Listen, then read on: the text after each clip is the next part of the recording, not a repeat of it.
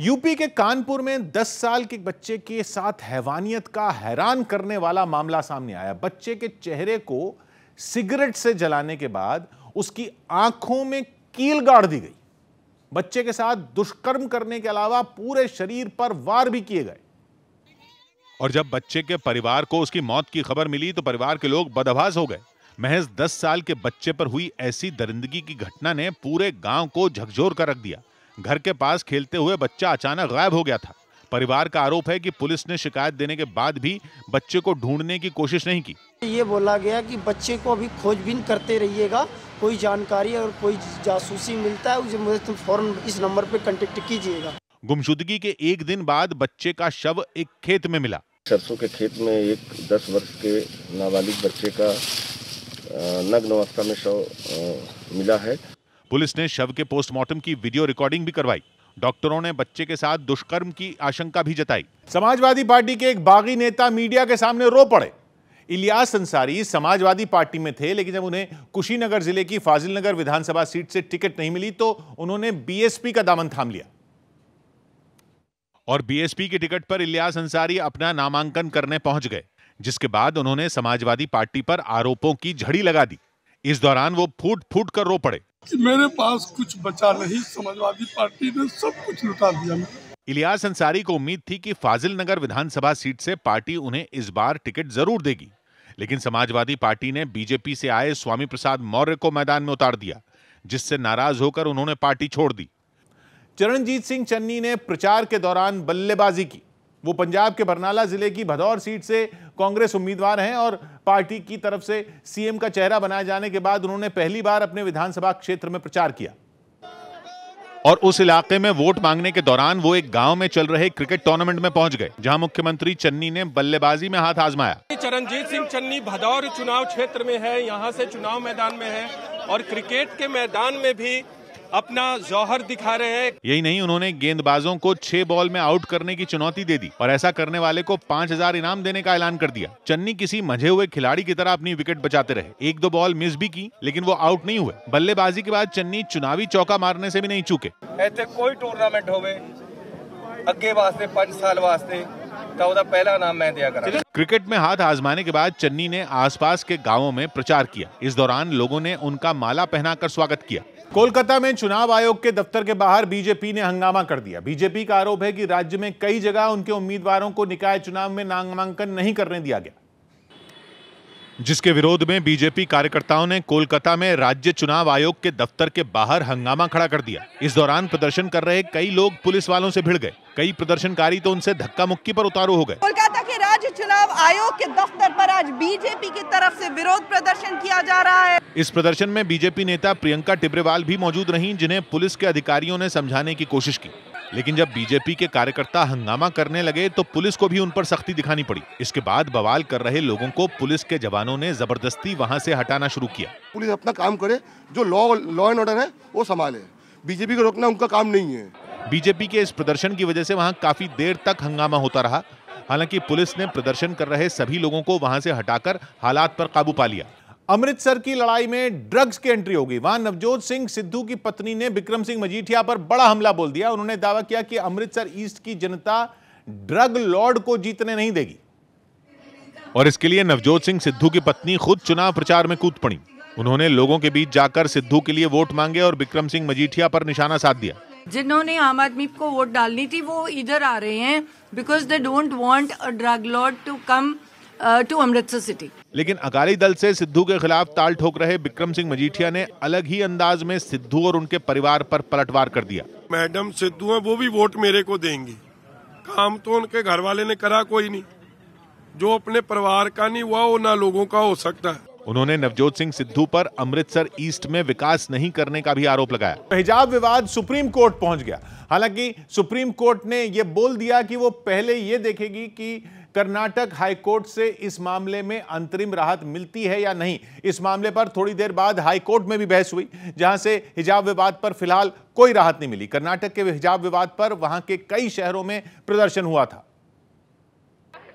और धीरे धीरे प्रदर्शन की आग देश के दूसरे हिस्सों में भी पहुंच गई। दिल्ली में कर्नाटक भवन के सामने लेफ्ट के छात्र संगठन आयसा के छात्र जुटे, जहां उनकी पुलिस से धक्का मुक्की हुई। जिसके बाद पुलिस ने सख्ती करने की ठानी और उन्हें हिरासत में लेना शुरू कर दिया। आईसा के तमाम छात्र प्रदर्शन कर रहे थे हिजाब पूरी कंट्रोवर्सी को लेकर। जो तमाम छात्र हैं उन्हें पकड़ के बसों के अंदर ढकेल रही है। ये छात्र हिजाब विवाद पर मुस्लिम समुदाय की महिलाओं के समर्थन में इकट्ठा हुए, लेकिन उनका प्रदर्शन शुरू नहीं हो पाया और पुलिस ने उन्हें रोक दिया। हालांकि उन्होंने कोशिश की कि प्रदर्शन शुरू हो जाए, लेकिन उससे पहले ही पुलिस वालों ने सख्ती का डंडा चलाया और प्रदर्शनकारियों को डीटीसी की बसों में ठूंसना शुरू कर दिया। खींचतान के बीच एक लड़की ने पुलिस पर बदसलूकी का आरोप लगा दिया। मेरे कपड़े उतारने की कोशिश कर रही है दिल्ली पुलिस। कर्नाटक के हिजाब विवाद पर एक दिन पहले भी देश के कई हिस्सों में प्रदर्शन हुआ था, जिनमें महाराष्ट्र के कुछ जिले भी शामिल हैं। वहां के बीड में तो हिजाब के समर्थन में पहले हिजाब फिर किताब नाम की मुहिम तक शुरू हो गई और जगह जगह इस मुहिम के समर्थन में पोस्टर लगा दिए गए, जिन पर बड़े बड़े अक्षरों में स्लोगन लिखा दिखा, पहले हिजाब फिर किताब। हम कोई बात करना नहीं चाहते, हम सिर्फ हमारा राइट मोहब्बत से कायदे के चौकट में डॉक्टर बाबा साहेब अम्बेडकर के संविधान से माध्यम से हम मांगना चाहते हैं। कर्नाटक का हिजाब विवाद अदालत में है और राज्य सरकार को फैसले का इंतजार है। इस बीच हिजाब विवाद पर सियासी पार्टियों के बयान भी लगातार आते रहे। यूपी के सहारनपुर में चुनावी सभा के दौरान प्रधानमंत्री ने भी मुस्लिम समुदाय की महिलाओं के अधिकारों की बात की और आरोप लगाया कि विरोधी उन्हें भड़का रहे हैं। सहारनपुर की रैली में पीएम ने हिजाब विवाद के बारे में तो कुछ नहीं बोला, लेकिन इशारों में यह जरूर कह दिया कि विपक्ष मुस्लिम समुदाय की महिलाओं को बीजेपी के खिलाफ करने की कोशिश कर रहा है। वो लोग मुस्लिम बहनों को बरगला रहे हैं ताकि मुस्लिम बेटियों का जीवन हमेशा पीछे ही रहे। यही नहीं, पीएम ने विरोधियों पर तंज कसा कि जब मुस्लिम समुदाय की महिलाएं उनकी तारीफ करती हैं तो वो परेशान हो जाते हैं। उनके पेट में दर्द होने लगा। मोदी की तारीफ में मुस्लिम बहनों के बयान, उनके वीडियो देखकर इन ठेकेदारों को लगा कि इन बेटियों को रोकना होगा। हिजाब विवाद पर कांग्रेस लगातार बीजेपी पर हमले कर रही है। इन हमलों के बीच प्रधानमंत्री ने पहली बार मुस्लिम समुदाय की महिलाओं पर बात की। उन्होंने भरोसा दिया कि उनकी सरकार उनके हितों का ख्याल रखेगी। इस बीच कर्नाटक हाईकोर्ट में लगातार तीसरे दिन हिजाब विवाद पर बहस हुई, जिसके बाद सुनवाई सोमवार तक टल गई, लेकिन तब तक अदालत ने याचिकाकर्ता को कोई अंतरिम राहत नहीं दी। मतलब यह कि हिजाब विवाद के बाद जो छात्राएं अदालत गई थीं, उन्हें फिलहाल कोई राहत नहीं मिली। कर्नाटक हाईकोर्ट ने निर्देश दिया कि राज्य में स्कूल और कॉलेज खोल दिए जाएं, लेकिन सुनवाई पूरी होने तक कोई छात्र धार्मिक कपड़े पहनकर स्कूल नहीं आएगा। मतलब यह कि फिलहाल मुस्लिम समुदाय की छात्राएं स्कूल कैंपस में हिजाब नहीं पहन पाएंगी। जज ने यह भी साफ कर दिया कि वो जल्द से जल्द ये विवाद सुलझाने की कोशिश करेंगे। इस मामले में अगली सुनवाई सोमवार यानी कि 14 फरवरी को होगी। हाईकोर्ट में तीसरे दिन की सुनवाई से पहले हिजाब विवाद पर सुप्रीम कोर्ट में भी जनहित याचिका दाखिल कर दी गई और मांग की गई कि छात्राओं को हिजाब पहनकर स्कूल में दाखिल होने दिया जाए। लेकिन सुप्रीम कोर्ट ने दो टूक बोल दिया कि यह मामला कर्नाटक हाईकोर्ट में है और अदालत यह देखना चाहती है कि वहां से कोई अंतरिम राहत मिलती है या नहीं, क्योंकि इसी आधार पर वो ये फैसला करेगी कि सुप्रीम कोर्ट में इस मामले पर सुनवाई कब होगी। इस मामले पर कांग्रेस नेता और वकील कपिल सिब्बल ने सुप्रीम कोर्ट में दलील दी कि परीक्षा शुरू होने में कम समय बचा है और स्कूल बंद कर दिए गए। यही नहीं, उन्होंने कोर्ट में कहा कि छात्राओं पर पत्थर फेंके जा रहे हैं। ये मामला दूसरे राज्यों में भी फैल रहा है, इसलिए सुप्रीम कोर्ट जल्द इस मामले पर सुनवाई करे। इसके अलावा उन्होंने मांग की कि छात्राओं को हिजाब पहनकर स्कूल जाने की इजाजत मिले, लेकिन सुप्रीम कोर्ट ने हाई कोर्ट की सुनवाई का इंतजार करने का फैसला किया। इन सबके बीच केंद्रीय मंत्री नितिन गडकरी ने हिजाब से जुड़े विवाद को समाज के लिए गलत बताया। The small incidents are not good for the society. We have to think in a wider interest. UP में समाजवादी पार्टी के नेता के खेत से एक लड़की का शव मिला और उन्नाव के जिस खेत से शव बरामद हुआ वो समाजवादी सरकार में राज्य मंत्री रहे फतेह बहादुर सिंह का है और उनके बेटे रजोल सिंह पर लड़की की हत्या का आरोप है, जो इस वक्त जेल में बंद है। और उसी की निशानदेही पर पुलिस ने 2 महीने से लापता लड़की का शव उसके ही खेत से बरामद कर लिया। खेत से लड़की का शव मिलने से पूरे इलाके में कोहराम मच गया। घर वालों पर तो जैसे पहाड़ ही टूट पड़ा। लड़की की मौत की खबर सुनते ही घर वाले दहाड़े मारकर रोने लगे।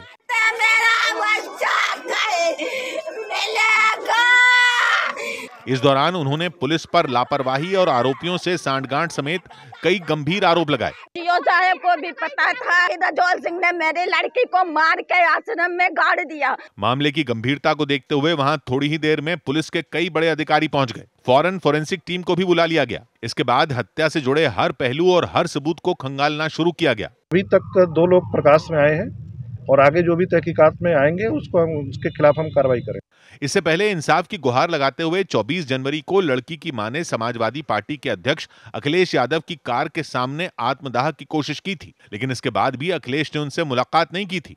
सिद्धू की बेटी ने भी सीएम चेहरे पर सवाल उठा दिए। नवजोत कौर सिद्धू के बाद राबिया कौर ने भी चरणजीत चन्नी को पंजाब कांग्रेस का सीएम चेहरा बनाने पर ऐतराज जताया और सिद्धू की बेटी राबिया कौर ने दावा किया कि राज्य में चन्नी से ज्यादा उनके पिता सिद्धू का प्रभाव है। सीएम का फेस नहीं बन पाए, लेकिन आगे जाके देखना वो क्या क्या कर पाएंगे।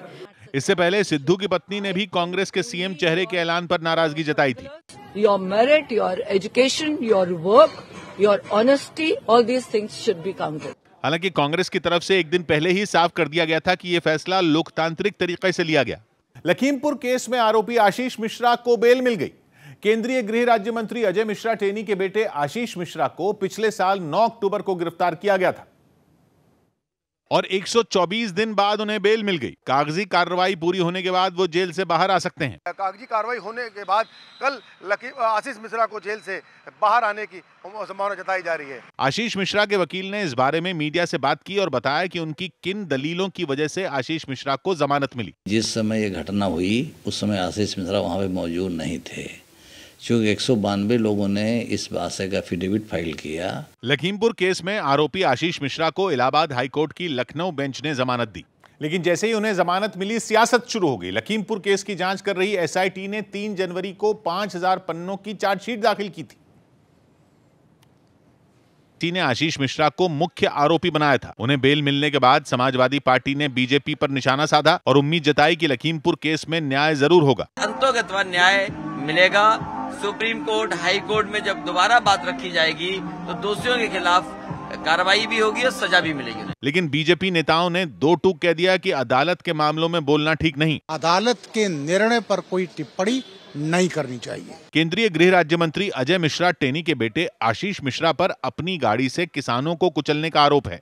बाहुबली विधायक मुख्तार अंसारी चुनाव लड़ सकते हैं, जो अभी यूपी की बांदा जेल में बंद है। और खबर है कि समाजवादी पार्टी के साथ गठबंधन वाली ओम प्रकाश राजभर की सुहेलदेव भारतीय समाज पार्टी उन्हें मऊ सदर सीट से उम्मीदवार बना सकती है, जिसके लिए मऊ में उनके वकील नामांकन का पर्चा खरीदने कलेक्टरेट पहुंचे और उन्होंने मुख्तार अंसारी को सुहेलदेव भारतीय समाज पार्टी की ओर से टिकट मिलने का दावा भी कर दिया। सिंबल मिल चुका है, पर्चा खरीद। वहीं सुहेलदेव भारतीय समाज पार्टी के अध्यक्ष ओम प्रकाश राजभर ने भी मुख्तार अंसारी को अपनी पार्टी का उम्मीदवार बनाए जाने से इनकार नहीं किया। देश के कोनों कोने में हम चले जाते हैं, मिल के आते हैं, मिलते रहते हैं। वो दोस्त क्या, वो मित्र क्या, जो मुसीबत में काम न आवे। पिछले चुनाव में भी मुख्तार अंसारी ने जेल में रहते हुए मऊ सदर सीट पर बीएसपी की टिकट पर चुनाव लड़ा था और उस वक्त बीजेपी की सहयोगी रही सुहेलदेव भारतीय समाज पार्टी के उम्मीदवार को हराया था। सुप्रीम कोर्ट ने विजय माल्या को आखिरी मौका दिया। भगोड़े शराब कारोबारी विजय माल्या को अवमानना केस में अपना पक्ष रखने के लिए यह आखिरी मौका दिया गया और 2 हफ्ते के अंदर कोर्ट में पेश होने को कहा गया। कोर्ट की अवमानना के केस में सुप्रीम कोर्ट विजय माल्या को दोषी करार दे चुकी है। अब इस मामले में सजा सुनाई जानी है। नियमों के मुताबिक किसी भी दोषी को उसके सामने ही सजा सुनाने का प्रावधान है, इसलिए कोर्ट ने विजय माल्या को कोर्ट में पेश होने का आखिरी मौका दिया। साथ ही कोर्ट ने 2 हफ्ते का वक्त देते हुए सख्त टिप्पणी की कि अगर आखिरी मौका दिए जाने पर भी विजय माल्या नहीं पहुंचे तो फिर कोर्ट उनकी गैर मौजूदगी में ही सजा सुना देगी। सौबात की एक बात यह कि यह केस एसबीआई से लोन लेने से जुड़ा है, जिसमें विजय माल्या ने सुप्रीम कोर्ट में झूठा हलफनामा दिया था, जिसके बाद कोर्ट ने उन्हें अवमानना का दोषी माना था। पहले चरण की वोटिंग के दौरान कुछ जगहों से हिंसक झड़प की खबरें भी आईं। इनमें शामली भी शामिल है। शामली में बीजेपी और आरएलडी के कार्यकर्ता एक दूसरे से बुरी तरह उलझ गए और दोनों पक्षों को शांत कराने में पुलिस लगी रही। पुलिस वाले बीच में एक दीवार की तरह खड़े हो गए, लेकिन थोड़ी ही देर में एक पक्ष पुलिस वालों को धकेलकर दूसरी तरफ पहुंच गया। आरएलडी के कार्यकर्ताओं के गुट में खुद प्रसन्न चौधरी भी दिखे, जो आरएलडी से उम्मीदवार हैं। उन्होंने आरोप लगाया कि बीजेपी ने फर्जी वोटिंग कराने की कोशिश की और विरोध करने पर मारपीट की गई। प्रसन्न चौधरी को भी इस झड़प में चोट लगने की बात सामने आई। दूसरा मामला आगरा का सामने आया। आगरा में भी बीजेपी कार्यकर्ताओं पर समाजवादी पार्टी ने फर्जी वोटिंग कराने का आरोप लगाया। हंगामा कर रहे लोगों को काफी कोशिश के बाद समझा बुझाकर अधिकारियों ने मामला शांत कराया।